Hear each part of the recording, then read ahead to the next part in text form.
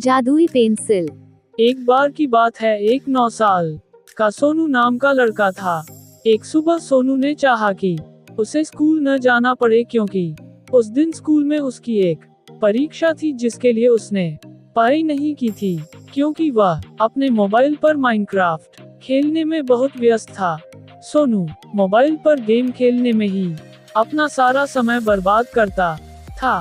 कुछ दिन पहले उसके मम्मी और पापा ने उससे कहा था कि अगर परीक्षा में उसके खराब नंबर आए तो उसे वापस बोर्डिंग स्कूल जाना होगा। सोनू को बोर्डिंग स्कूल पसंद नहीं था, क्योंकि पिछली बार जब वह गया था तो दूसरे लड़कों ने उसे झील में कूदाने की कोशिश की थी। टीचर ने उसे पकड़ लिया और सोनू बहुत मुश्किल से बच पाया था। सोनू वास्तव में बोर्डिंग स्कूल वापस नहीं जाना चाहता था।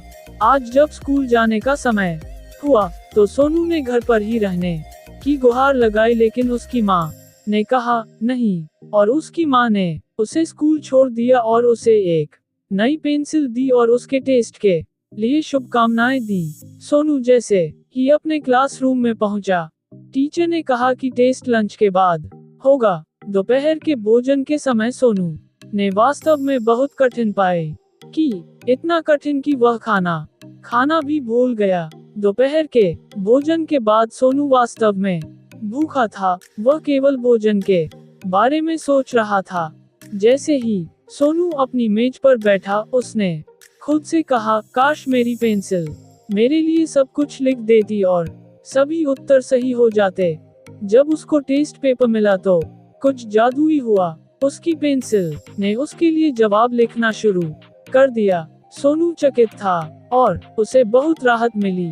जब सोनू को उसका टेस्ट पेपर वापस मिला तो उसने देखा कि उसे 100% मिला है, तो उसने हर परीक्षा के लिए अपनी जादुई पेंसिल का इस्तेमाल करना शुरू कर दिया। कुछ हफ्तों के बाद सोनू की जादुई पेंसिल लिखने के लिए बहुत छोटी हो गई थी।